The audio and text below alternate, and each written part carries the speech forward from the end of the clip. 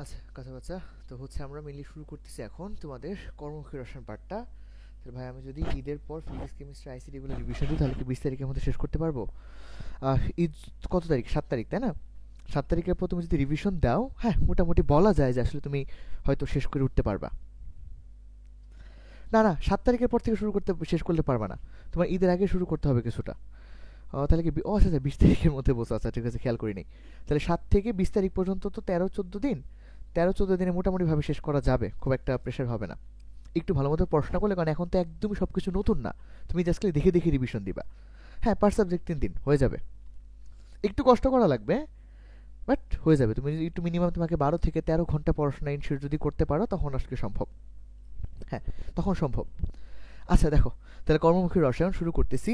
Lecture 1, মানে একটা লেকচারই হবে কর্মমুখী রসায়নের উপর। এটা আমরা এখন চলো স্টার্ট করি। মেইনলি সবার প্রথমে পড়বো হচ্ছে খাদ্য এবং খাদ্যের নিরাপত্তা। এখন দেখো, খাদ্যের নিরাপত্তা জিনিসটা কি?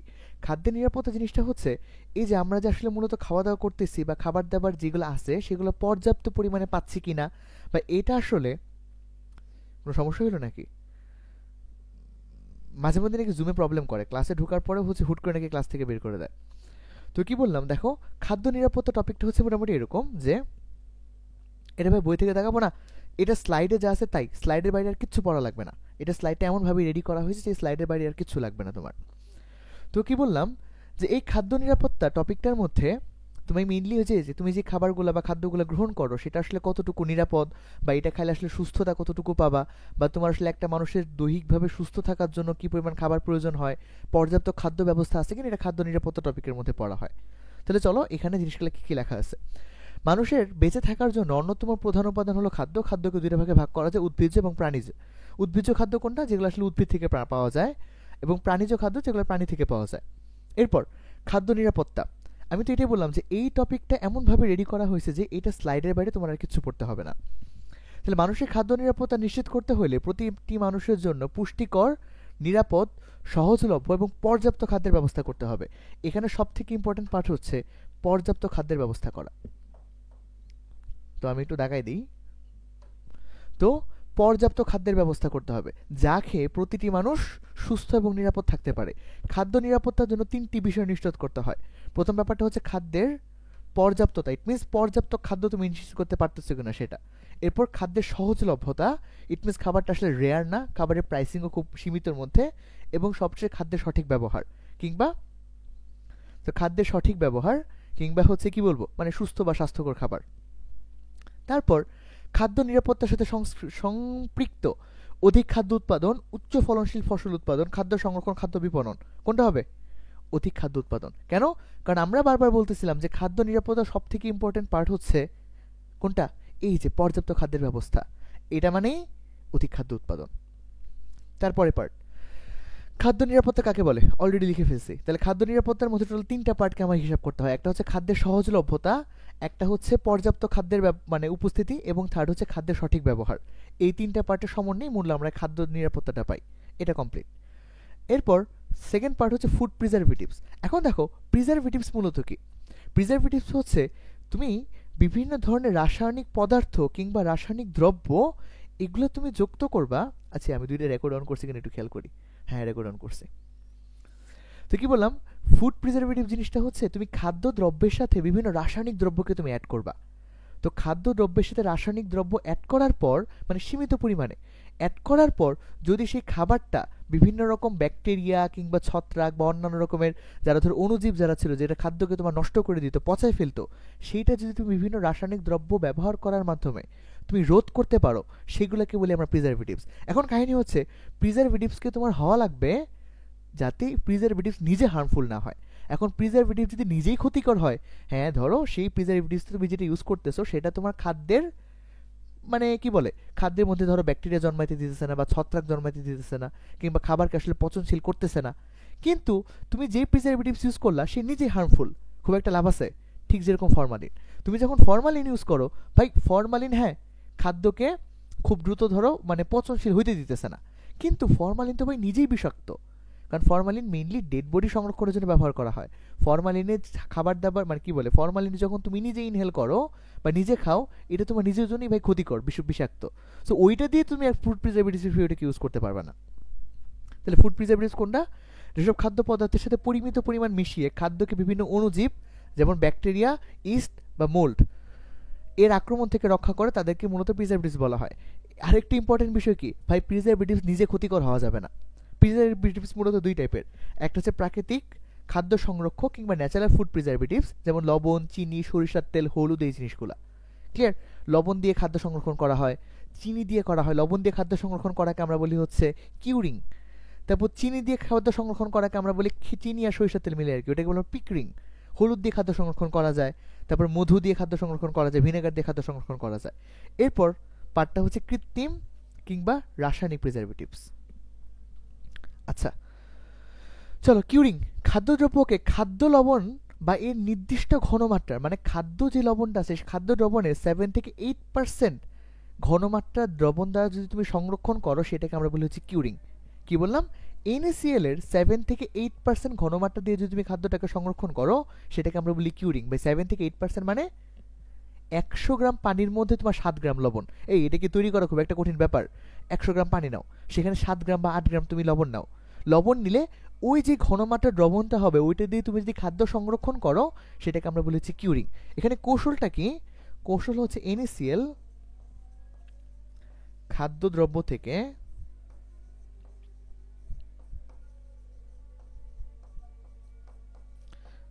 পানি শোষণ করে,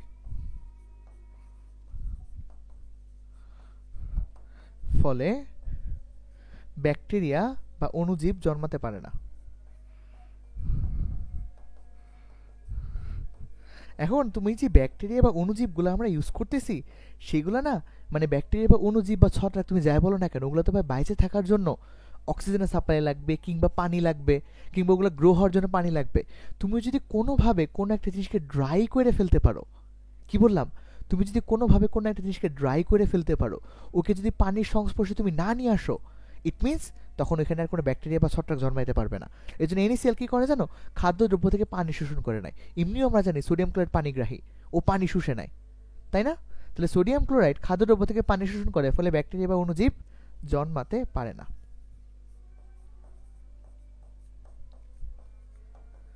এইভাবেই সোডিয়াম ক্লোরাইড খাদ্য সংরক্ষণ করে।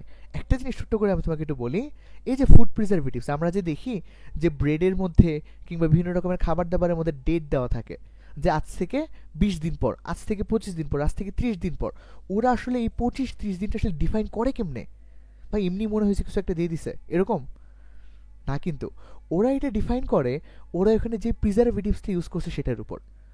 ধরো আমি কোথাও কোনো একটা প্রিজারভেটিভস ইউজ করলাম, সেটা হচ্ছে তোর ভিনেগার, মানে ভিনেগার প্রিজারভেটিভস ইউজ করলাম, তখন আমি দেখব এই ভিনেগার প্রিজারভেটিভসটা কত দিন পর্যন্ত আর কি ঠিকঠাক থাকে। যেমন তো তোমার একটা খাবার, এই খাবারের উপর ধরে ভিনেগারের প্রিজারভেটিভস কাজ করতেছে, ফলে বাইরে থেকে কোনো ব্যাকটেরিয়া বা ছোটাকে অ্যাটাক করতে পারতেছে না। আমি দেখব এই ভিনেগার প্রিজারভেটিভসের আসলে সময়কাল কত। আমি যদি দেখি যে 30 দিন পর ভিনেগারের যে প্রিজারভেটিভসটা আছে, ভিনেগার ও হচ্ছে হয়ে যায়, নষ্ট হয়ে যায়, মানে ভিনেগার ও হচ্ছে ভেঙে যায় বা ও নষ্ট হয়ে যায়, তাহলে ও যদি নষ্ট হয়ে যায় তখন তো ডিরেক্টলি বাইরে থেকে ছত্রাক এসে ঢুকতে পারবে। তাহলে আমরা যে 30 দিন খাবারের টাইম দেখি, এইটা কিন্তু আসলে মেইনলি কোনটা জানো?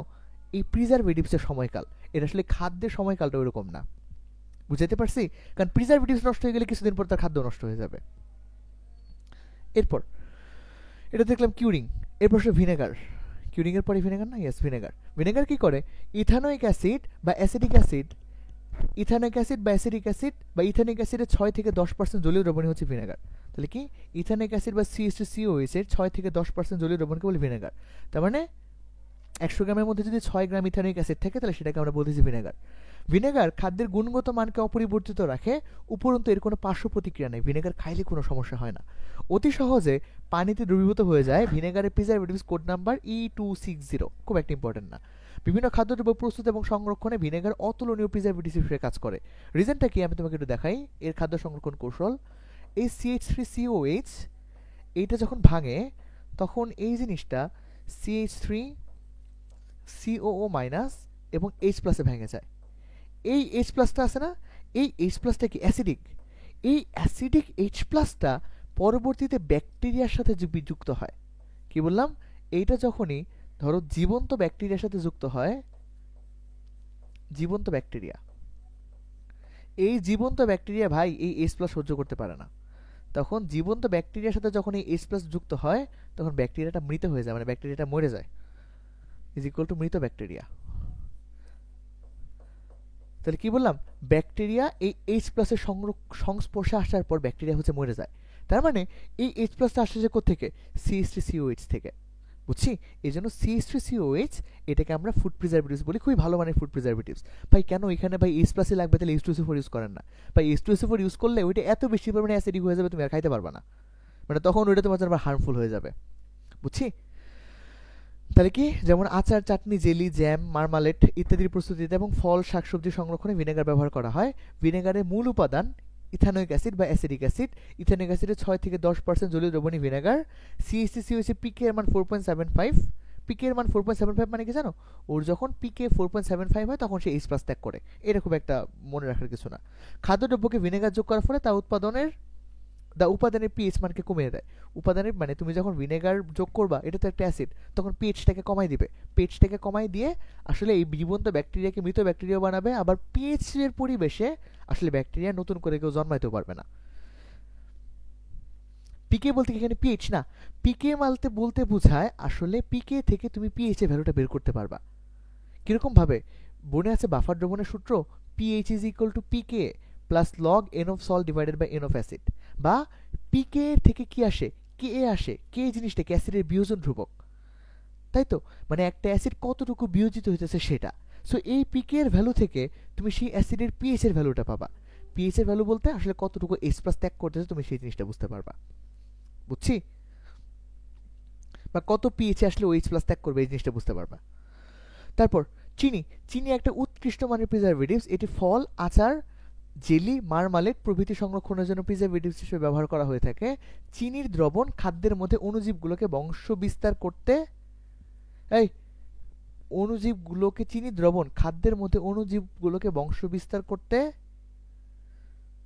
বাধা দেয়, বাধ্য করে না, বাধা দেয়।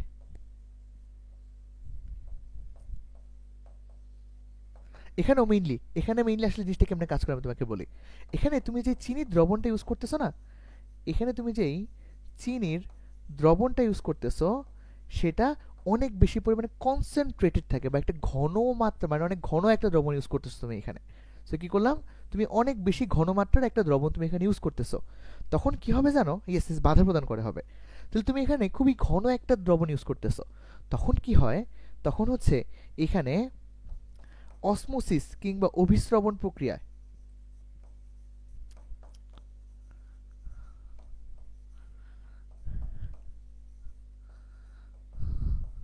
এই দেখো, অভিস্রবণ প্রক্রিয়া কি ছিল, কম ঘনত্বের স্থান থেকে বেশি ঘনত্বের স্থানের দিকে আমার পানি প্রবাহিত হয়, বা যে কোনো দ্রবণ প্রবাহিত হয়। তোমার অণুজীব, ওগুলোও তো একটা কোষ, কোষের মধ্যেও কি পানি ছিল। এখন অণুজীবের কোষের মধ্যে যে কোষস্থ পানিগুলা, সেইটার থেকে বাইরের চিনির দ্রবণের ঘনত্ব অনেক বেশি। ক্লিয়ার? তখন কম ঘনমাত্রা থেকে ও কি যাবে, বেশি ঘনমাত্রা দ্রবণে যেতে চাবে। তার মানে এই অণুজীবগুলার ভিতরে যে কোষস্থ জিনিসপাতিগুলো ছিল, ও ওর কোষ প্রাচীর ভেদ করে ও হচ্ছে বাইরে চলে এসে পড়বে। তাহলে কোষ প্রাচীর যদি ফাইটে যায়, বাইরে চলে এসে পড়ে, ইট মিনস তাহলে কি চিনির দ্রবণ ওর কোষ প্রাচীরটাকে ধ্বংস করে দিল।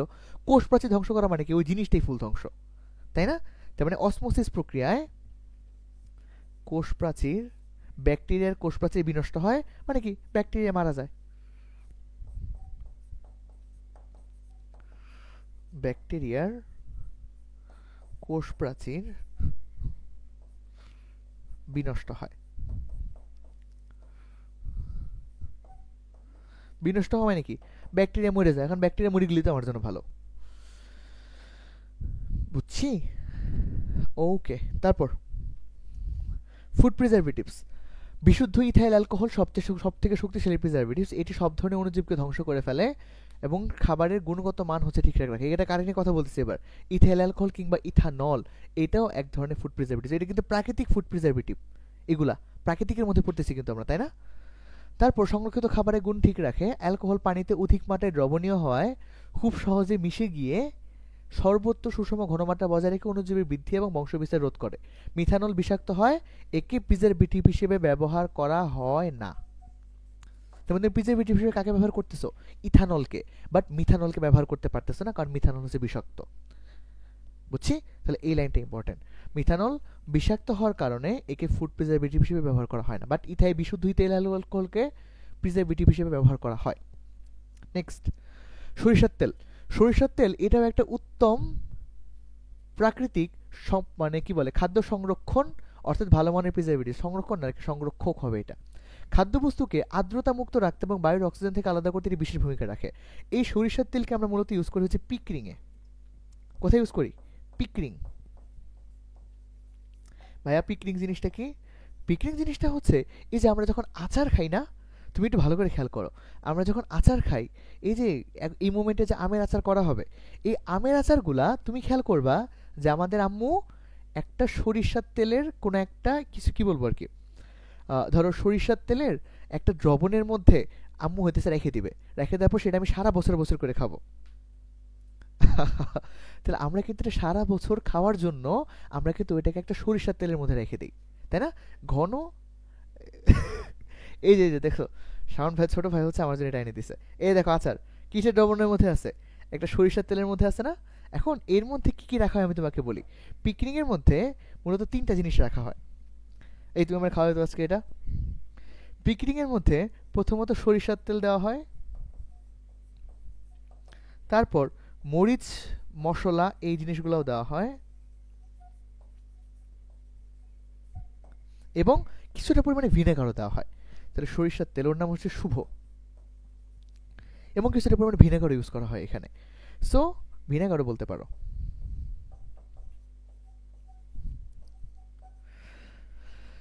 তো কি বললাম? তো এই যে এই দেখো আচারটাকে আমি কিসের মধ্যে নিলাম? সরিষার তেলের মধ্যে নিলাম না ভাই? তাহলে না, মানে সরিষার তেল আসলে কেন নিলাম? না নিলেও তো হইতো। এখানে কিন্তু অবশ্যই ভোজ্য সরিষার তেল লাগবে, মানে তুমি জেনেটিকলি ইডেবল। সয়াবিন তেল কিন্তু ইডেবল না। সয়াবিন তেলকে তুমি যদি করো, কি বলে, সয়াবিন তেলকে তুমি যদি কেবলমাত্র তাপ দাও তখনই মূলত সেই জিনিসটা ইডেবল হয়, বাট কাঁচা অবস্থায় কিন্তু ইডেবল হয় না। কিন্তু সরিষার তেল কিন্তু আসলে কাঁচা অবস্থাতেই ইডেবল। তো কি বললাম, এই 3টা ইউজ করা হইলে আসলে বাইরে থেকে কোনো রকম অক্সিজেন প্রবেশ করতে পারে না, এটা একটা এয়ার টাইট অবস্থা। সো বাইরে থেকে পানিও প্রবেশ করতে পারে না, অক্সিজেনও প্রবেশ করতে পারে না। তাহলে পানি অক্সিজেন কেউ যদি প্রবেশ করতে না পারে, তখন কি আমার জিনিসটা, মানে পানি না থাকলে ব্যাকটেরিয়া জন্ম নিবে না, অক্সিজেন প্রবেশ না করলে ব্যাকটেরিয়াগুলো হইতেছে সেখান থেকে ওর কোনো শ্বসন করতে পারবে না। ইট মিনস ব্যাকটেরিয়া বা ছত্রাক জন্মানোর কোনো চান্স আছে? কোনো চান্স নাই। তো এটাকেই আমরা পিকনিক এর মধ্যে পড়লাম। তো কি করে? খাদ্যবস্তুকে আর্দ্রতা মুক্ত রাখে। তাহলে 2টা টপিক, এটা হচ্ছে আর্দ্রতা মুক্ত রাখে এবং বায়ুর অক্সিজেন থেকে আলাদা রাখতে এটি বিশেষ ভূমিকা রাখে। বায়ুর অক্সিজেন মুক্ত থাকার জন্য খাদ্যবস্তু জারিত হইতে পারে না। একটি কাঁচা আমকে বা পেয়ারাকে বোটাযুক্ত অবস্থায় সংগ্রহ করে এর উপরিভাগ পরিষ্কার নরম কাপড় দ্বারা পরিষ্কার করে ভালোমতো সরিষার তেল মেখে ঘরের এক কোণে ঝুলিয়ে রাখলে দীর্ঘদিন তার পুষ্টিগুণ বা স্বাদ অক্ষুণ্ণ থাকে। আচারকে দীর্ঘস্থায়ী করার জন্য সরিষার তেল ব্যবহার করা হয়। আচ্ছা, এই রিডিং পড়বা আর কি। তারপর কিউরিং এর জন্য কোনটা ব্যবহার করা হয়? কিউরিং সোডিয়াম ক্লোরাইডের 7 থেকে 8% জলীয় দ্রবণ, তার মানে সোডিয়াম ক্লোরাইড। সোডিয়াম ক্লোরাইডের 7 থেকে 8% জলীয় দ্রবণকে আমরা বলি হচ্ছে কিউরিং। তারপরে প্রশ্ন, নিচের কোনটি প্রাকৃতিক খাদ্য সংরক্ষক হিসেবে ব্যবহার করা হয়? সোডিয়াম ক্লোরাইডকে প্রাকৃতিক খাদ্য সংরক্ষক হিসেবে ব্যবহার করা হয়। তারপর খাদ্য সংরক্ষক কি? এগুলা লিখে দেওয়ার কিছু রিজন নাই, আমি একদম বারবার বলে দিচ্ছি তোমাকে, ফুড প্রিজারভেটিভস এর যে সংজ্ঞা ছিল ওগুলাই। তারপর কিউরিং কাকে বলে? সোডিয়াম ক্লোরাইডের 7 থেকে 8% জলীয় দ্রবণকে কিউরিং বলে। পিকলিং, এ হচ্ছে পিকরিং লিখছি এখানে, তাই না? পিকলিং হবে না, এটা পিকলিং হবে। তাই শুনেও কেমন জানি লাগতেছিল। পিকেল, পিকেল মানে তো আচার, তাহলে পিকলিং ঠিকই আছে। আচারের ইংরেজি কি? আচারের ইংরেজি হচ্ছে পিকল। হ্যাঁ হ্যাঁ। তাহলে পিকলিং কি? পিকলিং হচ্ছে আচার সংরক্ষণের জন্য টোটাল 3টে জিনিস, ভোজ্য সরিষার তেল, তারপর সেকেন্ড পার্টটা কি? সেকেন্ড পার্টটা হচ্ছে ওই যে কি জানি বলে লিখলাম, ভোজ্য সরিষার তেল একটা, তারপর হচ্ছে এই যে মরিচ মশলা দ্রবণ একটা, এবং তার সাথে হচ্ছে ভিনেগার। এই টোটাল 3টা জিনিসকে দিয়ে মূলত আমরা যে আচার সংরক্ষণের পদ্ধতিটা ব্যবহার করি যাতে বাইরে থেকে অক্সিজেন এবং পানি প্রবেশ করতে না পারে, সেটাকে আমরা বলি হচ্ছে পিকলিং। তারপর নিরাপদ খাদ্য কাকে বলে? নিরাপদ খাদ্য, ওই যে খাদ্য নিরাপত্তা পড়ছো না, সেখান থেকে নিরাপদ খাদ্যটাকে ব্যাখ্যা করবা। এই চ্যাপ্টারে অলরেডি অনেক কিছু লিখছি, তো তাই আমি সংজ্ঞাগুলো লিখতেছি না, নাহলে তো অন্যান্য সব জায়গায় সংজ্ঞাগুলো লিখছি আমরা। তো নিরাপদ খাদ্য কোনটা? মানুষের দেহের জন্য যেটা সুস্থ খাদ্য, বা যেটা আসলে কি বলে দেহের জন্য প্রয়োজনীয় পর্যাপ্ত পরিমাণ খাদ্য, এইটা নিশ্চিত করাটাই হচ্ছে নিরাপদ খাদ্য। তারপর খাদ্যবস্তু সংরক্ষণে খাদ্য লবণ কিভাবে কাজ করে? অলরেডি বুঝাই ফেলছি। খাদ্য দ্রবণ বা ইনিসিয়াল কিভাবে কাজ করে? ও হচ্ছে পানি শোষণ করে নেয়, পানি শোষণ করে নেওয়ার মাধ্যমে হচ্ছে কি বলে, পানি শোষণ করে নিলে আসলে তো আসলে আর ব্যাকটেরিয়া জন্মানো তখন আর কোনো চান্স নাই, কারণ পানি ছাড়া বা অক্সিজেন ছাড়া তো আসলে ব্যাকটেরিয়া জন্মাতে পারবে না। সো এমনি মূলত খাদ্য সংরক্ষণ করে। চিনি একটি প্রাকৃতিক খাদ্য সংরক্ষক। সেম জিনিসটা কিভাবে, ওই যে অসমোসিস করে, অসমোসিস করে ব্যাকটেরিয়ার কোষ প্রাচীরের ভিতর থেকে পানিগুলো বের হয়ে এসে পড়ে। ইট মিনস তখন কিন্তু আসলে ব্যাকটেরিয়া অস্তিত্ব থাকে না আর কোনো। হ্যাঁ, কিউরিং এর মাধ্যমে, কিউরিং তো এই যে এটা কিউরিং, এটা হচ্ছে কিউরিং। এই কিউরিং বানান ঠিক আছে কিনা আমি জানি না, বাংলায় লিখি কিউরিং। আর এটা কি, আর এটা হচ্ছে অসমোসিস।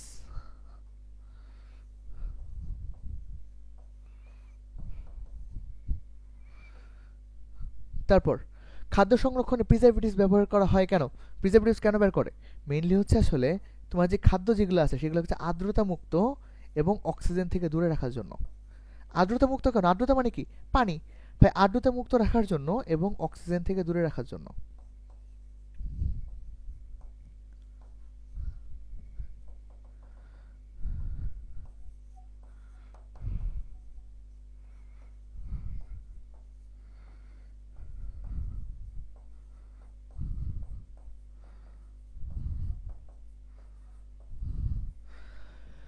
এই দুটো রিজনেই মূলত জিনিসটা করা হয়। কেন? কারণ এই যে ব্যাকটেরিয়া বলো বা হচ্ছে কি বলে, আর হচ্ছে ব্যাকটেরিয়া ছত্রাক এদের আক্রমণ থেকে দূরে রাখার জন্য। তাহলে ব্যাকটেরিয়া ছত্রাক এদের আক্রমণ থেকে মূলত খাদ্যবস্তুকে বাঁচানোর জন্য আমরা খাদ্য প্রিজারভেটিভ বা ফুড প্রিজারভেটিভস ইউজ করি। আচ্ছা ভাই, চালের মধ্যে তো কোনো জীবন থাকে না, তাহলে ওখানে পোকা তো কোত্থেকে আসে? মানে জীবন কোত্থেকে সৃষ্টি হয়, মানে জীবনটা ঠিক আছে। আচ্ছা হয়তো থাকে নাকি, ভিতরে হয়তো থাকে বা অনেক খুব ছোট পরিমাণে থাকে, এজন্য এরকম হয় নাকি? ওই এটা দেখা লাগবে, ভালো প্রশ্ন বলছো। এই চিন্তা করে বলবো নি, ক্লাসের মধ্যেই বলবো নি, চ্যাট জিপিটি ইউজ করে বলবো নি। কিউরিং পদ্ধতিতে কিভাবে খাদ্য সংরক্ষিত হয়? কিউরিং পদ্ধতি কোনটা? কিউরিং পদ্ধতি হচ্ছে ওই যে সোডিয়াম ক্লোরাইডের 7 থেকে 8% জলীয় দ্রবণ। দেখাবো না। ফুড প্রিজারভেটিভস কৃত্রিম, তাহলে এতক্ষণ পর্যন্ত আমরা যেগুলো দেখতেছিলাম সেগুলো হচ্ছে প্রাকৃতিক ফুড প্রিজারভেটিভস। একটু তোমাদের এক্সাম হলে একটা জিনিসটা কনফিউশন বাসবে, সেটা হচ্ছে ইথানল আর ইথানল বা ইথাইল অ্যালকোহল এবং একটা হচ্ছে অ্যাসিটিক অ্যাসিড।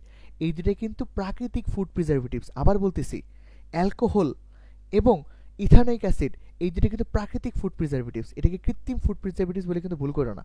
তারপর ফুড প্রিজারভেটিভস কৃত্রিম, কৃত্রিম বানানে একটু মিস্টেক হয়েছে, কৃত্রিম হবে এটা। 3 ধরনের কৃত্রিম খাদ্য সংরক্ষক বা ফুড প্রিজারভেটিভস আছে। একটা হচ্ছে অ্যান্টিমাইক্রোবিয়াল এজেন্ট, যেটা হচ্ছে আসলে মাইক্রোবস কিংবা মাইক্রো অর্গানিজমগুলোকে ধরো যেগুলো হচ্ছে কি বলে মাইরে ফেলে, কিংবা হচ্ছে মাইক্রো অর্গানিজম মুক্ত করে খাবারকে, সেটা হচ্ছে অ্যান্টিমাইক্রোবিয়াল এজেন্ট, যে এজেন্টগুলো এই কাজগুলো করে। এরপর অ্যান্টিঅক্সিডেন্ট। অ্যান্টিঅক্সিডেন্ট কি? যেটা আসলে অক্সিজেনের এগেইনস্টে কাজ করে। অ্যান্টি মানে কি? বিপরীতে, আর অক্সিডেন্ট মানে কি? অক্সিজেন। তার মানে অক্সিজেনকে রিমুভ করে দেয় যারা, তারা হচ্ছে অ্যান্টিঅক্সিডেন্ট। ক্লিয়ার? এবং সবশেষে কিলেটিং এজেন্ট, এরা কাজ করে অবস্থান্তর ধাতুগুলাকে আটকায় দেওয়ার জন্য। তাহলে একদম ছোট্ট করে যদি বলি, 3টা ছোট ছোট করে কাজ কি? অ্যান্টিমাইক্রোবিয়াল এজেন্ট, ওরা কাজ করে মাইক্রো অর্গানিজমের এগেইনস্টে, মানে যাতে ওইখানে আমার ব্যাকটেরিয়া ছত্রাক অণুজীব এগুলো কোনো কিছু জন্মাইতে না পারে, মাইক্রো অর্গানিজমের এগেইনস্টে। অ্যান্টিঅক্সিডেন্ট এই কাজ করে অক্সিজেনের এগেইনস্টে, অক্সিজেন যেন লিপিডকে জারিত করতে না পারে। বলে দিলাম, লিপিড যে অণুগুলো আছে এগুলোকে যদি অক্সিজেন জারিত করে ফেলে তাহলে খাবারটা নষ্ট হয়ে যায়, বুঝছি? এই জন্য অক্সিজেন যাতে লিপিডকে জারিত করতে না পারে, এই জন্য মূলত আমরা অ্যান্টিঅক্সিডেন্ট ব্যবহার করি। এবং সবশেষে কিলেটিং এজেন্ট, ও কি করে জানো? অবস্থান্তর ধাতুগুলাকে আটকে রাখে।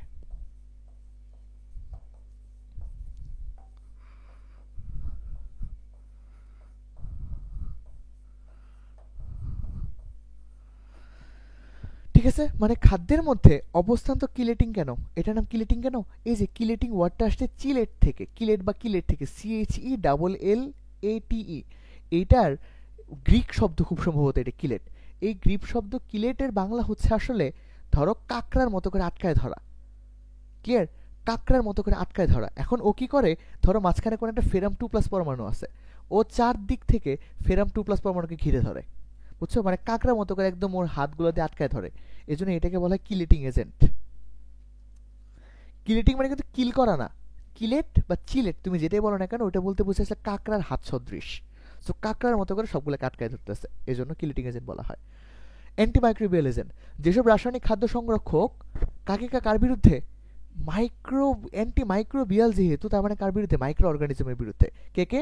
Bacteria, mould, yeast. তাহলে যেসব রাসায়নিক খাদ্য সংরক্ষক ব্যাকটেরিয়া, মোল্ড এবং ইস্টের জন্য প্রতিকূল পরিবেশ সৃষ্টি করে, অর্থাৎ তাদের বৃদ্ধি এবং এনজাইমের ক্রিয়া প্রতিহত করে এবং তাদের কোষপ্রাচীর ধ্বংস করে, তাদেরকে অ্যান্টিমাইক্রোবিয়াল বলা হয়। যেমন সোডিয়াম বেনজোয়েট এবং benzoic acid, important, potassium sorbate, sodium sorbate, calcium sorbate, citric acid ও সাইট্রেট লবণ, নাইট্রেট ও নাইট্রেট লবণ। এখানে ইম্পর্টেন্ট হচ্ছে দুইটা, সালফাইট এবং এটা, এই যে সালফাইডের থেকে এটা মানে অ্যাসিডিক অ্যাসিডটা মোর ইম্পর্টেন্ট। তাহলে অ্যাসিডিক অ্যাসিড এটাও কি অ্যান্টিমাইক্রোবিয়াল এজেন্ট হিসেবে কাজ করে, বুঝছি। এরপর আরেকটা বলতে পারো আর কি, সেটা হচ্ছে এই যে সোডিয়াম বেনজোয়েট এবং বেনজোইক অ্যাসিড, এই দুটো মনে রাখলেই চলবে। আর সরবেট লবণগুলা এমনি মনে থাকবে তোমার, সরবেটেরটা। তারপর এগুলো অ্যান্টিমাইক্রোবিয়াল, যারা আসলে মাইক্রোবস কিংবা মাইক্রো অর্গানিজমের এগেনস্টে কাজ করে। অ্যান্টিঅক্সিডেন্ট, এরা খাদ্যদ্রব্যের তেল চর্বিকে জারণ প্রক্রিয়া হইতে আর কি বাধা দেয়। মানে তেল চর্বি যেগুলো আছে বা লিপিড যেগুলো আছে, এগুলো যাতে জারিত না হয়ে যায়। এখন এগুলো জারিতে কেমন হয়, সামনে কিছুক্ষণ পরে বিক্রিয়া আছে। তাহলে খাদ্যদ্রব্যের তেল চর্বিকে জারণ প্রক্রিয়া হতে রক্ষা করার জন্য যেসব রাসায়নিক পদার্থ ব্যবহার করা হয় তাকে অ্যান্টিঅক্সিডেন্ট বলে। কি করে? খাদ্যদ্রব্যের তেল চর্বিকে অক্সিডেশন প্রক্রিয়া হতে রক্ষা করে, বুঝছি। মানে জারিত হইতে দেয়। এখন জারিত কে করে? অক্সিজেন। তুমি যদি কোনোভাবে অক্সিজেনকে আটকায় দিতে পারো, তোমার জারিত করতে পারবে না, তাই তো। অক্সিজেন যুক্ত হয় তো জারণ, এবং হাইড্রোজেন যুক্ত হইতেছে বিজারণ। তো সেই হিসেবে যদি বলি, তাহলে এদেরকে অ্যান্টিঅক্সিডেন্ট বলে। অ্যান্টিঅক্সিডেন্ট খাদ্যকে কালো দাগ সৃষ্টি হতে রক্ষা করে। এর উদাহরণটা কি? বিএইচএ, বিএইচটি, টিবিএইচকে এবং প্রোপাইল গ্যালেট। বিএইচএ, এটা পূর্ণরূপ হচ্ছে বিটা বিউটাইল হাইড্রক্সি অ্যানিসল। কি বললাম? বিউটাইল, ও আচ্ছা, তাহলে খুবই ভালো। এটা হচ্ছে butyl hydroxy anisole, butyl hydroxy toluene, এবং এটা হচ্ছে টার্সিয়ারি বিউটাইল হাইড্রক্সি কুইনন, মানে হাইড্রোকুইনন, টার্সিয়ারি বিউটাইল হাইড্রোকুইনন, এবং এটা হচ্ছে প্রোপাইল। এই বিউটাইলেটেড, এই এটা কেমন জানি উল্টাপাল্টা লাগতেছিল। তো এটা কি? বিউটাইলেটেড হাইড্রক্সি অ্যানিসল। এটা হচ্ছে বিউটাইলেটেড হাইড্রক্সি টলুইন। এটা হচ্ছে টার্সিয়ারি বিউটাইলেটেড হাইড্রক্সি হাইড্রোকুইনন, আর এটা হচ্ছে প্রোপাইল গ্যালেট, বুঝছি। এই নামগুলোকে লিখে দেওয়া লাগবে, একটা লিখে দিই, বিএইচএ, এটা খালি লিখে দিই। তাহলে বিএইচএর পূর্ণরূপ কি? বিউটাইলেটেড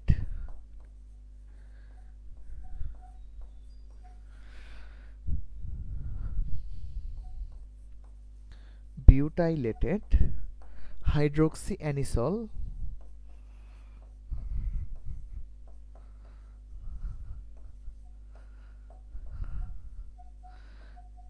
পরেরটা হচ্ছে হুবহু সেম, বিউটাইলেটেড হাইড্রোক্সি টলুইন, এবং সবার শেষটার নাম হচ্ছে টার্সিয়ারি বিউটাইলেটেড হাইড্রোকুইনন। এই এইচএ বিএইচএ লেখা থেকে ফেস ওয়াশে হইতে পারে, কে জানে, হইতে পারে অ্যান্টিঅক্সিডেন্ট। বলে তো ফেস ওয়াশের মধ্যে তো বলে যে অ্যান্টিঅক্সিডেন্ট ব্যবহার করা হয়, তাই না? তুমি দেখবো ফেস ওয়াশের মধ্যে উপরে লেখা থাকে অ্যান্টিঅক্সিডেন্ট ফেস ওয়াশ, হইতে পারে। এইটা বিএইচএ বলতে বিউটাইলেটেড হাইড্রোক্সি অ্যানিসলি হতে পারে। অ্যান্টিঅক্সিডেন্ট দুই প্রকার, একটা হচ্ছে প্রাকৃতিক এবং একটা হচ্ছে রাসায়নিক অ্যান্টিঅক্সিডেন্ট। তাহলে চলো, আচ্ছা, অ্যান্টিঅক্সিডেন্টের ব্যাপারে আর বেশি কিছু বলা নেই। তাহলে এখানে আমার তিনটে উদাহরণ দেওয়া আছে। অ্যান্টিঅক্সিডেন্ট, কিছু প্রাকৃতিক অ্যান্টিঅক্সিডেন্টও আছে। প্রাকৃতিক কিছু অ্যান্টিঅক্সিডেন্ট কি কি? যেমন একটা হচ্ছে ওই যে তেঁতুলের মধ্যে থাকে কোন অ্যাসিড, এই ধরো প্রাকৃতিক অ্যান্টিঅক্সিডেন্টগুলো বের করি, দেখি দাঁড়ো, প্রাকৃতিক অ্যান্টিঅক্সিডেন্টগুলো খুঁজে খুঁজে বের করি। হ্যাঁ, ভিটামিন সি, ওটাকে কি অ্যাসকর্বিক অ্যাসিড বলতাম মনে হয় আমরা।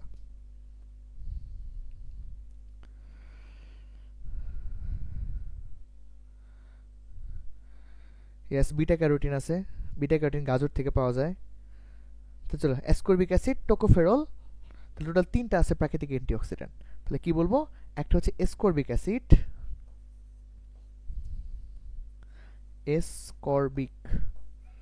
অ্যাসিড, কিংবা ভিটামিন সি। তারপর আছে হচ্ছে এটার উৎসটা কি?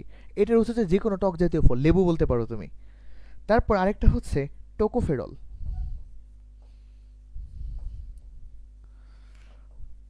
টোকোফেরলটা হচ্ছে ভিটামিন ই।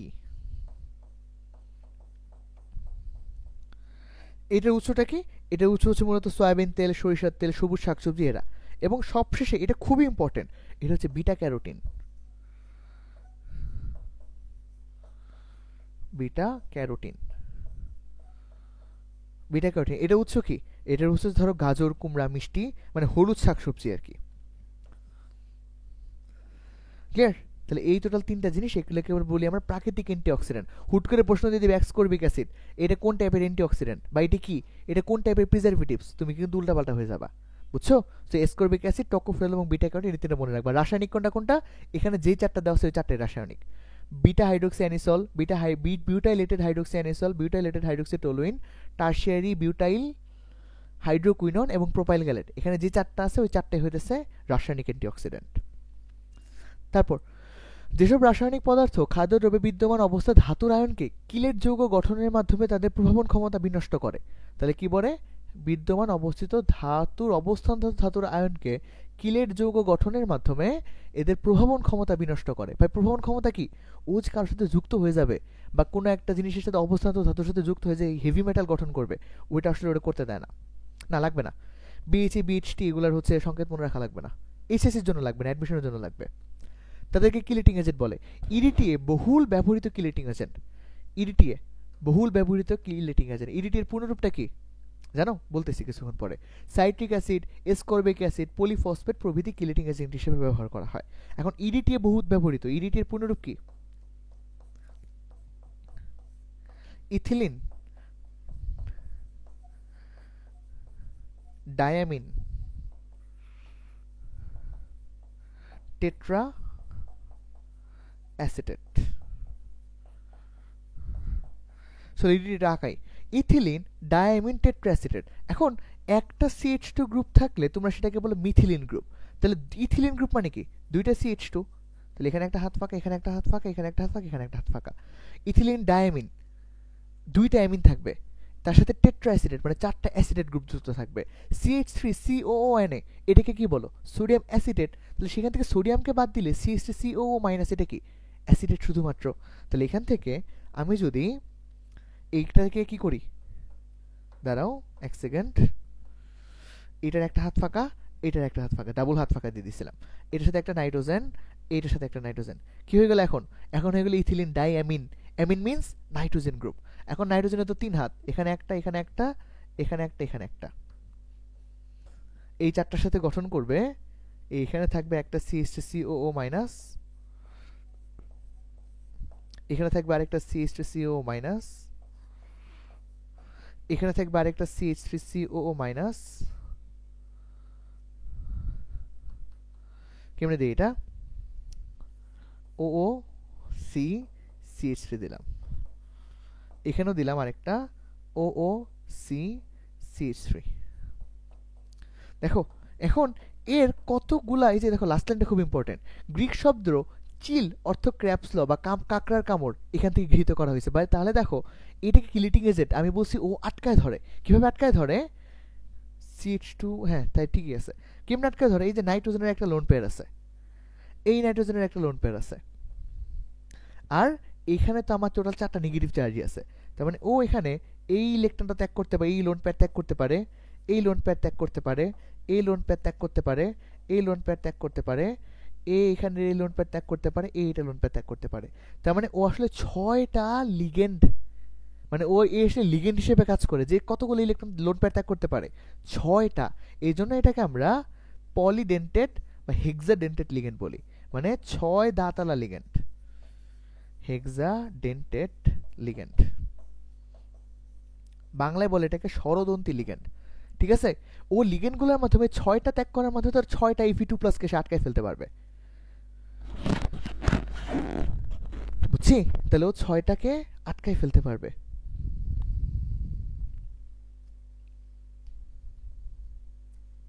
এই হ্যাঁ হ্যাঁ হ্যাঁ, এখানে তো CH3 হবে। দেখো কার্বনের এখানে একটা হাত, এখানে একটা হাত, দুইটা হাত চলে গেছে। সো কার্বনের তার এই এইচ তো আর 3টা হওয়া সম্ভব না। তাহলে এখানে একটু মিস্টেক, এখানে একটু,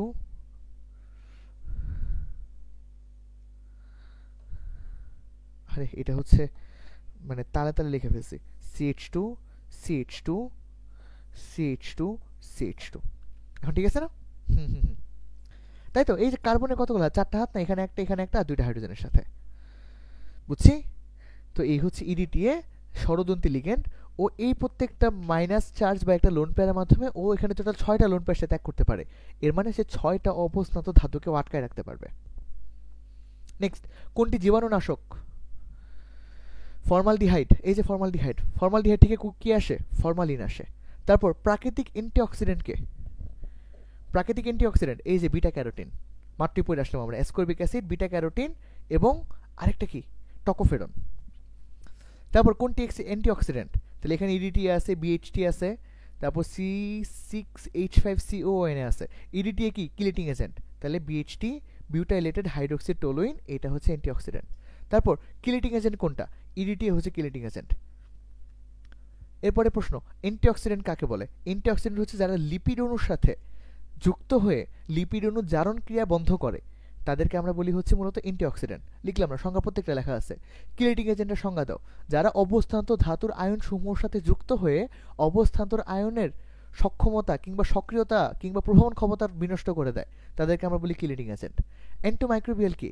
যারা মূলত ব্যাকটেরিয়া, ছত্রাক কিংবা হচ্ছে ইস্টের জন্য মানে মোল্ড আর কি, ব্যাকটেরিয়া, ছত্রাক, ইস্ট, মোল্ড প্রত্যেকেই আর কি, তাদের জন্য প্রতিকূল পরিবেশ সৃষ্টি করে। প্রতিকূল পরিবেশ সৃষ্টি করার মাধ্যমে তাদের মানে বিস্তারটাকে আর কি অফ করে দেয়, ওদেরকে আমরা বলি অ্যান্টিমাইক্রোবিয়াল। তারপর বিএইচএ কি রূপে খাদ্যবস্তু জারণ বাধাগ্রস্ত করে? এটা একটা ভালো প্রশ্ন। বিএইচএ কি ছিল? বিউটাইলেটেড হাইড্রোক্সি অ্যানিসল, কিংবা এটা ছিল একটা অ্যান্টিমাইক্রোবিয়াল। এখন প্রত্যেকটা অ্যান্টিমাইক্রোবিয়াল কিভাবে মূলত খাদ্যবস্তু সংরক্ষণ করে, এইটা বেশ ভালো একটা টপিক। তাহলে চলো, অ্যান্টিমাইক্রোবিয়াল দেখো কি করে। ফার্স্টেই তোমার কাছে ধরো একটা এলএইচ থাকে,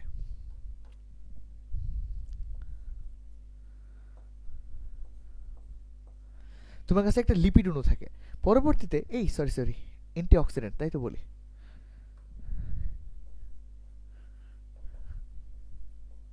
অ্যান্টিঅক্সিডেন্ট। সো এলএইচ এটা ওই যে অক্সিজেনটা আর কি তোমার জারিত করতে দিত, সেই অক্সিজেনের সাথে বিক্রিয়া করে লিপিড মুক্তমূলক এবং HOO মুক্তমূলক সৃষ্টি করে। আচ্ছা, পরবর্তীতে এলএইচ হচ্ছে লিপিড অণু, পরবর্তীতে মানে লিপিডের সাথে আর কি হাইড্রোজেনের সাথে যুক্ত যে অণুটা আছে সেটা, তারপর সেই লিপিড মুক্তমূলক এইটা আবার ডিরেক্টলি ও নিজে একা বাতাসের অক্সিজেনের সাথে বিক্রিয়া করে, তাই না? ও আবার বাতাসের অক্সিজেনের সাথে বিক্রিয়া করে LOO মাইনাস উৎপন্ন করে। পরবর্তীতে এই উৎপন্ন LOO মাইনাস, সরি কি বলতেছি, LOO মুক্তমূলক বা ফ্রি রেডিক্যাল, এটা আবার এই লিপিড অণুর সাথে বিক্রিয়া করে, LH এর সাথে বিক্রিয়া করে এখানে LOOH প্লাস আবার লিপিড মুক্তমূলক সৃষ্টি করে। এদিকে পরবর্তীতে এই যে লিপিডের সাথে যে এই অ্যাসিডটা উৎপন্ন হয়েছে, সেটা পরবর্তীতে আবার ভেঙে যায়, সেখান থেকে LOO মুক্তমূলক সাথে H মুক্তমূলক সৃষ্টি করে।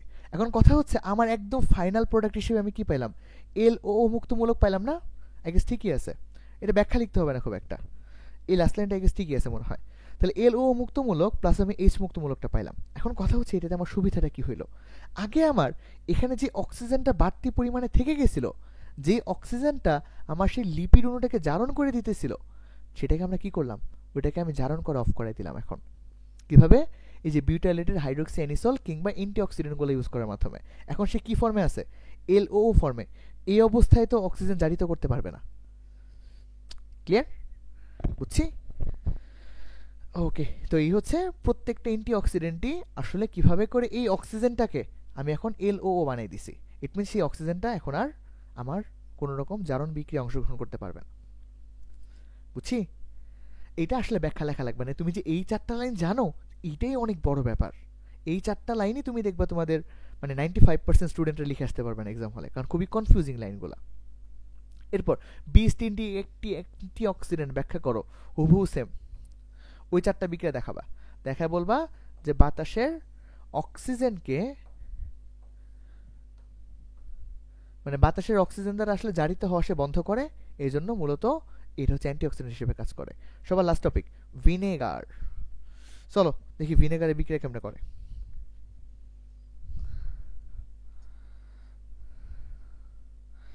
চলো, ভিনেগার প্রস্তুতি এইটাই আসবে তোমার এক্সাম হলে, এটা 100% শিওর আসতেছে, মানে এটা নিয়ে কোনো ডাউটই নাই। সো তোমার মেইন ক্লাসটা হচ্ছে আজকে ভিনেগারের ক্লাসই বলতে গেলে। তাহলে চলো ভিনেগারের বিক্রিয়াগুলো কি কি। সবার প্রথমে ভিনেগার প্রস্তুতি দেখি আমরা।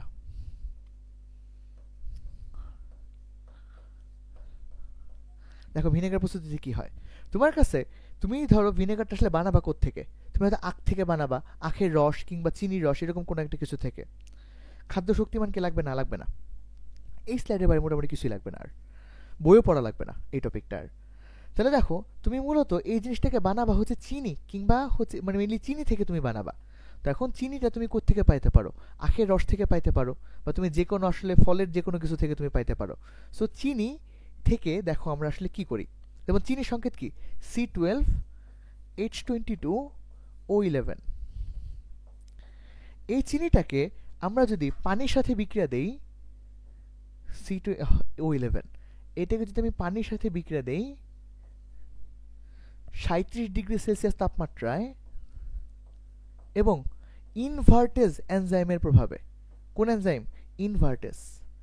ইনভার্টেজ এনজাইমের প্রভাবে C12H22O11 এটাকে পানির সাথে বিক্রিয়া দিলে সেখান থেকে C6H12O6 এবং আরেকটা C6H12O6 উৎপন্ন হয়। দেখি তো সমতাকরণ মিলছে কিনা। হাইড্রোজেন কতগুলো হয়েছে? 24টা। 22টা ছিল, একটা হয়েছে 24টা। অক্সিজেন কতগুলো হয়েছে? 12টা। 11 আর 1 12টা। কার্বন কতগুলা? ইয়েস, 12টা।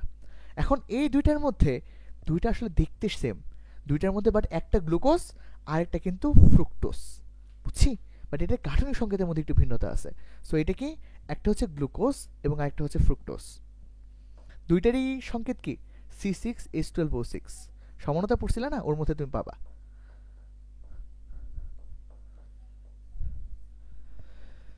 এই দুইটাকে, এই গ্লুকোজ ফ্রুক্টোজের এই মিশ্রণটাকে আমরা বলি হচ্ছে ইনভার্ট চিনি।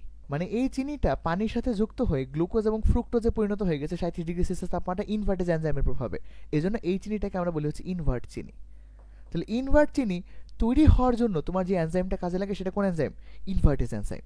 পরবর্তীতে এই C6H12O6 বা 2 অণু C6H12O6 এরা 20 থেকে 24°C তাপমাত্রায় জাইমেজ এনজাইমের প্রভাবে, এটা কি করে? জাইমেজ এনজাইমের প্রভাবে ইথানল এবং কার্বন ডাইঅক্সাইড উৎপন্ন করে। তাহলে দেখো এখানে কতগুলো কার্বন আছে? টোটাল 12 অণু কার্বন আছে না? 12 অণু কার্বনের মধ্যে আমার 8 অণু কার্বন এখানে চলে যায়, মানে 4 অণু ইথানল উৎপন্ন করে, CH3CH2OH। কতগুলো চলে গেল এখানে? 2 কার্বন আর 4টা আছে পরিমাণে। ইট মিনস এখানে আমার 8টা কার্বন চলে গেছে। সো 8টা কার্বন চলে গেলে আর কতগুলো কার্বন বাকি থাকে? 4টা। সো বাকি 4 অণু কার্বন ডাইঅক্সাইড উৎপন্ন হয়। তাহলে কি উৎপন্ন করলো এটা? এটা উৎপন্ন করলো হচ্ছে ইথানল।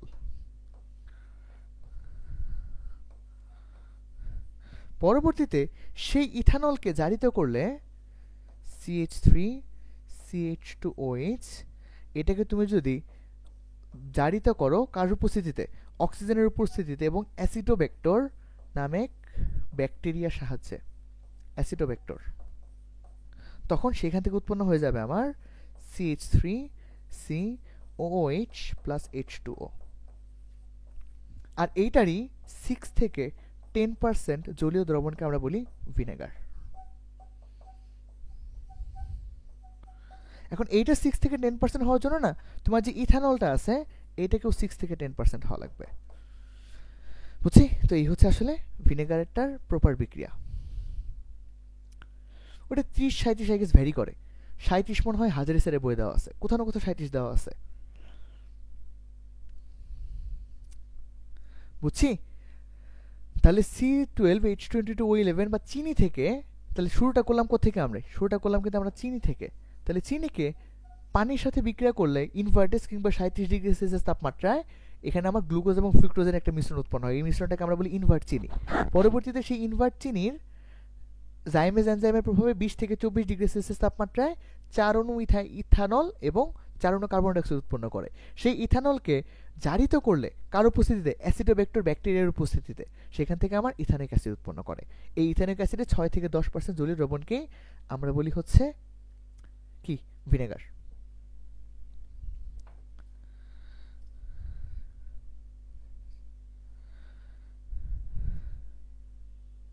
ঠিক আছে? এমনকি তোমাকে মাঝে মধ্যে এখানে একটা প্রশ্ন আসতে দেখা যায়, বুঝছো? প্রশ্নটা হচ্ছে এখানে আসলে ইস্ট ব্যবহার করা হয়। তুমি যদি বইটা পড়ো তুমি দেখবে এই প্রক্রিয়ায় ইস্ট ব্যবহার করা হয়। ইস্ট কেন ব্যবহার করা হইতেছে? এই ইস্ট হচ্ছে ইনভার্টেজ এবং জাইমেজ এনজাইম সৃষ্টি করে। এবং তুমি দেখবা এখানে একটা খাবার, এক ধরনের খাবার দেওয়া হয়, সেটা হচ্ছে NH4 3PO4 এবং NH4 2SO4। ঠিকই আছে মনে হয় নাকি? SO4 নাকি NH4NO3?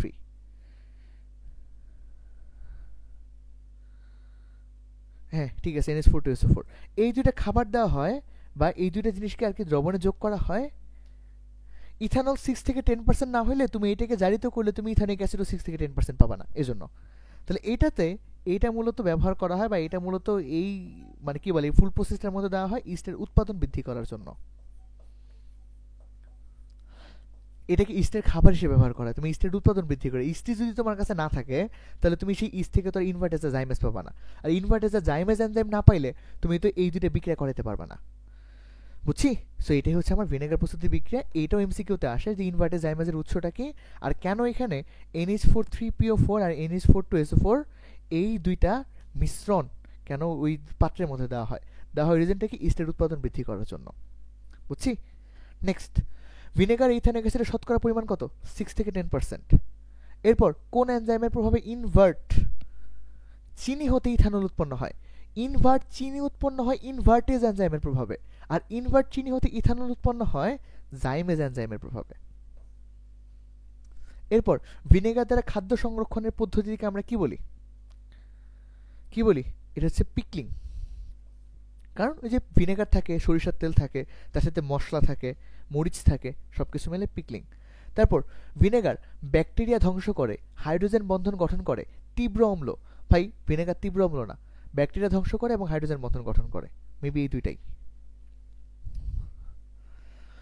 এরপর ভিনেগার প্রস্তুতিতে অ্যামোনিয়াম ফসফেটের ভূমিকা কি দেখছো? বলছিলাম না অ্যামোনিয়াম ফসফেট মূলত কেন ব্যবহার করা হয়? ইস্টের বৃদ্ধির জন্য। এখানে কি বলে দিচ্ছে কোথাও? ফার্মেন্টেশন, ব্যাকটেরিয়া প্রতিরোধক, পিএইচডি, ব্যাকটেরিয়া বৃদ্ধি সহায়ক, বুঝছি? কারণ এই ব্যাকটেরিয়া বা ইস্টই মূলত তোমাকে ইনভার্টেজ এবং জাইমেজ এনজাইম তৈরি করে দিবে। এরপর মল্টেজ হতে গ্লুকোজ উৎপাদনের ক্ষেত্রে কোন এনজাইম ব্যবহার করা হয়? মল্টেজ হতে গ্লুকোজ উৎপাদনের ক্ষেত্রে কোন এনজাইম ব্যবহার করে? মল্টেজ বলতে কি আসলে চিনির কথা বলেছে, মল্টোজ নাকি? মল্টোজ হতে গ্লুকোজ উৎপাদনের জন্য কোন এনজাইম ব্যবহার করা হয়? আচ্ছা, এখানে ম্যালটেজ এনজাইম ব্যবহার করা হয়, মানে সেটা মল্ট ভিনেগার থেকে আর কি বানানো হয়েছে। মানে আমরা যেমন চিনি থেকে বানাইতেছিলাম না, চিনি থেকেও বানানো যায়, আবার এটা মল্ট ভিনেগার মল্ট থেকেও বানানো যায়। সো মল্ট থেকে উৎপাদনটা হচ্ছে মল্টোস বা ম্যালটেজ আর কি। তারপর কোনটি থেকে ভিনেগার প্রস্তুতি অধিকতর সহজ হবে? এই দেখো, খেজুরের রস থেকে কি তোমার চিনি লাগবে, আলু থেকে কোনটা? এটা হচ্ছে মল্ট। মল্ট জিনিসটা কি?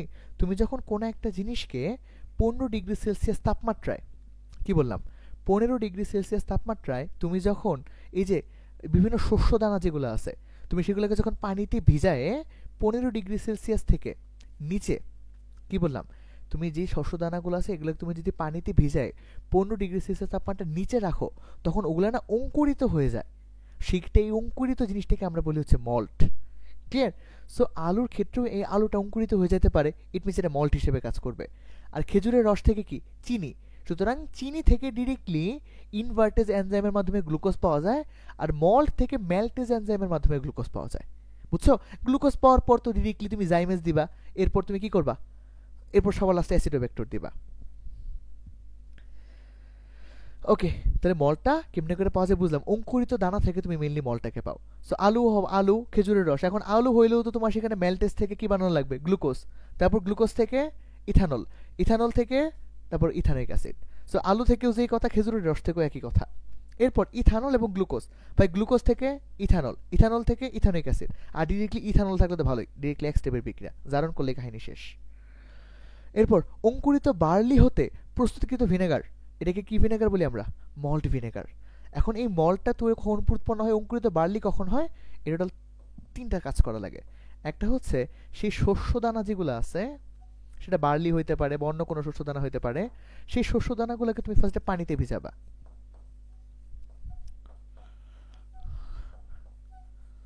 পানিতে ভিজিয়ে 15 ডিগ্রি সেলসিয়াসের নিচে নিচে রাখলে তুমি যে শস্যদানাটা নিবা সেই শস্যদানা থেকে তোমার মূলত অঙ্কুরিত হয়ে যাবে সেই শস্যদানাগুলা। তখন সেখান থেকে মূলত আমরা মোল্ডকে পাই।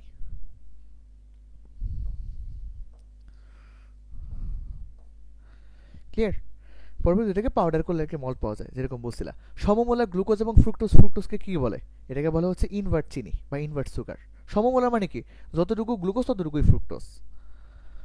তারপর মল্ট ভিনেগার কাকে বলে? এই যে বললাম, মল্ট থেকে তুমি যে ভিনেগারটাকে প্রস্তুত করো সেটাকে আমরা বলি হচ্ছে মল্ট ভিনেগার।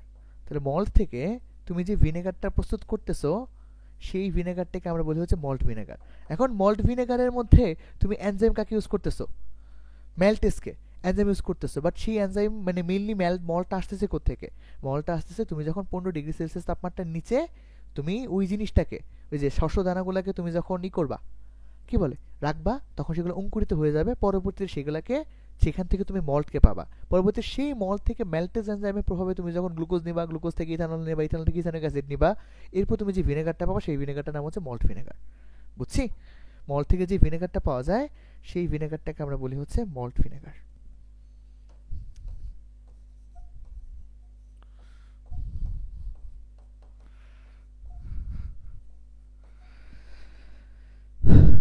তারপর আমাদের এমন 2-3টা স্লাইড আছে। ভিনেগার কি?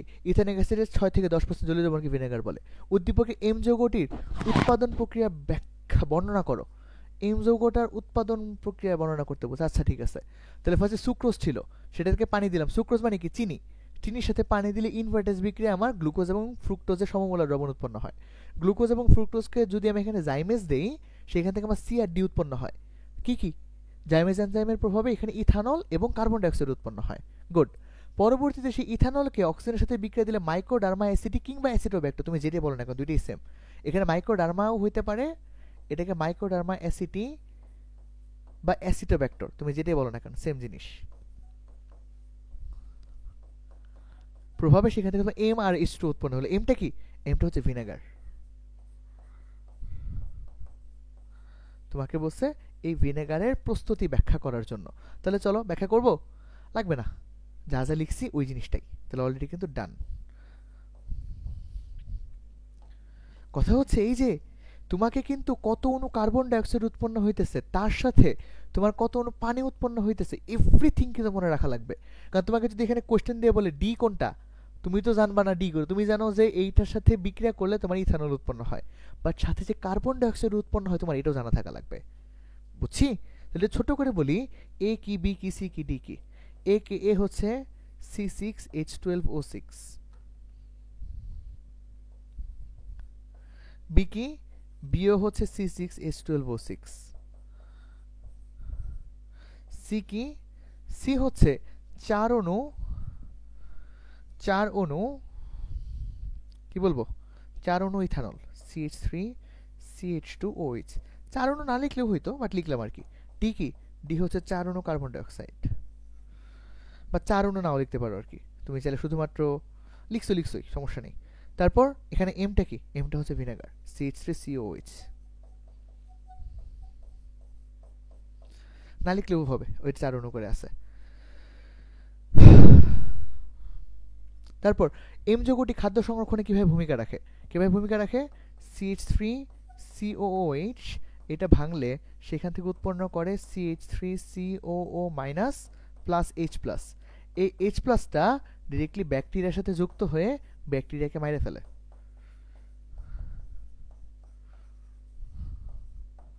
বুঝছি? তারপর উদ্দীপকের খাদ্য সংরক্ষকটির প্রস্তুতি সমীকরণ সহ লেখো। খেজুরের রস মানে কি আসলে? চিনি কিংবা সুক্রোজ কিংবা C12H22O11, সেখান থেকে তুমি তোমার এখন ভিনেগার বানাও।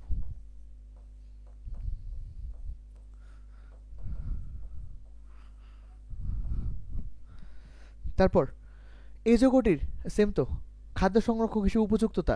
ভিনেগার কিভাবে খাদ্য সংরক্ষক হিসেবে কাজ করে সেটা বলবা। অলরেডি বলা আছে উপরে ভিনেগার কেমনে খাদ্য সংরক্ষক হিসেবে কাজ করে সেটা বলবা। এরপর উদ্দীপকের আলোকে আখের রস থেকে সি যৌগের উৎপাদন প্রক্রিয়া ব্যাখ্যা করো। আখের রস থেকে কি উৎপন্ন হয়? ভিনেগার। কমপ্লিট।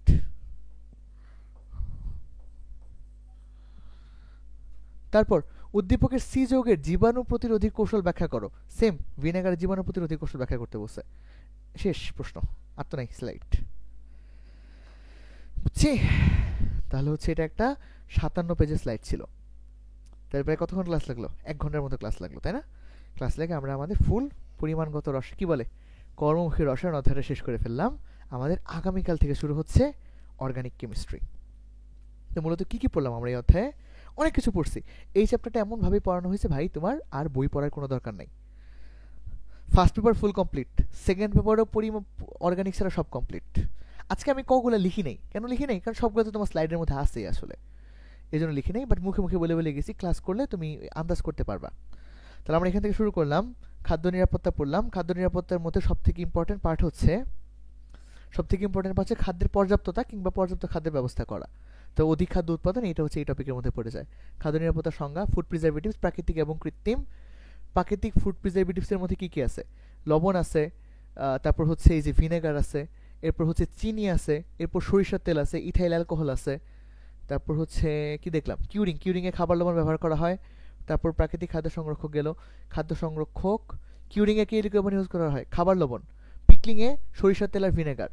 তারপর খাদ্যবস্তু সংরক্ষণে খাদ্য লবণ, কিউরিং। চিনি ব্যবহার করে মূলত অসমোসিসের মধ্যে। তারপর প্রিজারভেটিভস কেন ব্যবহার করে সেটা গেল, কিউরিং পদ্ধতিতে খাদ্য সংরক্ষণ। প্রাকৃতিক ফুড প্রিজার কৃত্রিমগুলো এবার অ্যান্টি মাইক্রোবিয়াল, অ্যান্টি অক্সিডেন্ট এবং কিলিটিং এজেন্ট। কোনটা কি এটা মনে রাখা লাগবে কিন্তু।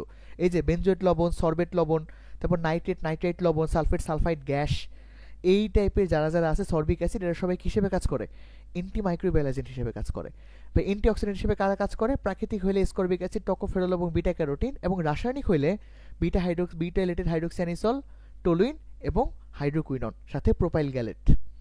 এরপর কিলিটিং এজেন্ট হিসেবে কারা কাজ করে বলে দিচ্ছে, অ্যাসকর্বিক অ্যাসিড, পলিফসফেট, এবং সব থেকে বেশি হচ্ছে ইডিটি হচ্ছে হেক্সাডেন্টেট, মানে আর কি 6 হাত দিয়ে তোমার ও কাকে ধরে রাখে অবস্থান্ত ধাতুগুলোকে। তারপর কোনটি জীবাণু? ফরমালডিহাইডের 40% জলীয় ফরমালিন, সেই হিসেবে বিটা ক্যারোটিন অ্যান্টিঅক্সিডেন্ট হিসেবে বিএইচটি কাজ করতেছে। কোনটা কি কাজ করতেছে গেল। তারপর সেখান থেকে আমরা এদের সংরক্ষণের কৌশলটা দেখলাম আর কি, কিভাবে অক্সিজেন গ্যাস আলাদা করে ফেলে। এরপর ভিনেগার বানানোর প্রসেস দেখলাম। এটা কোত্থেকে? চিনি থেকে। চিনি মিন্স আখের রস বা সুগার বা সুক্রোজ, যাই বলুক না কেন তোমাকে, সেখান থেকে বের করবা। ইস্ট ব্যবহার করা হয় ইনভার্টেজ এবং জাইমেজ এনজাইম তৈরি করার জন্য। আর NH343PO4 মানে অ্যামোনিয়াম ফসফেট আর অ্যামোনিয়াম সালফাইড ইউজ করা হয় যাতে ইস্টের উৎপাদনটা অনেক বৃদ্ধি পায়। সেখান থেকে ইথানিক অ্যাসিডের শতকরা পরিমাণ, কোন এনজাইমের প্রভাবে ইনভার্ট শ্রেণী হতে ইথানল উৎপন্ন হয় সেটা দেখলাম। এরপর চলো দেখি আর কি কি ছিল। তারপর এখান থেকে ভিনেগার ব্যাকটেরিয়া ধ্বংস করে। আচ্ছা, তারপর কেন ব্যবহার করেছে? ব্যাকটেরিয়া বৃদ্ধি সহায়কের জন্য। তারপর এখান থেকে অঙ্কুরিত বার্লি মানে কি? এখানে হচ্ছে যে মল্ট থেকে উৎপাদিত ভিনেগারকে আমরা বলি মল্ট ভিনেগার কাকে বলে? ভিনেগার কি? তারপর হচ্ছে এই যে শেষ, একই টাইপের প্রশ্ন ছিল বারবার, বুঝছি। এই অধ্যায়ে সিকিউ আসলে ভাই অবশ্যই এখানে গ বা ঘ নাম্বারে তো থাকবেই। কি বলে? ভিনেগার তো এখানে থাকবে, ভিনেগারের প্রস্তুতি, মানে একটা ঘ তুমি শিওর ভিনেগারের প্রস্তুতি। গ নাম্বার ধরো একটু চাইলে ডিফারেন্ট কোনো কিছু দিতে পারে, খাদ্য সংরক্ষণ কৌশল দিতে পারে। আর খ নাম্বারে দিবে কি বলে, সরিষার তেল কিভাবে খাদ্য সংরক্ষণ করে, বা খাদ্য লবণ কেমনে করে, বা হচ্ছে আসলে লিপিড অণু কেমনে করে। এটা বেশ ভালো, কঠিন প্রশ্ন করলে এটা ইম্পর্টেন্ট। ঠিক আছে, তাহলে আমরা এখানেই চ্যাপ্টারটা কমপ্লিট করলাম। নেক্সট দিন ইনশাল্লাহ আমরা অর্গানিক কেমিস্ট্রি শুরু করতেছি। ঠিক আছে, আল্লাহ হাফেজ, tata, bye bye. Recording stopped.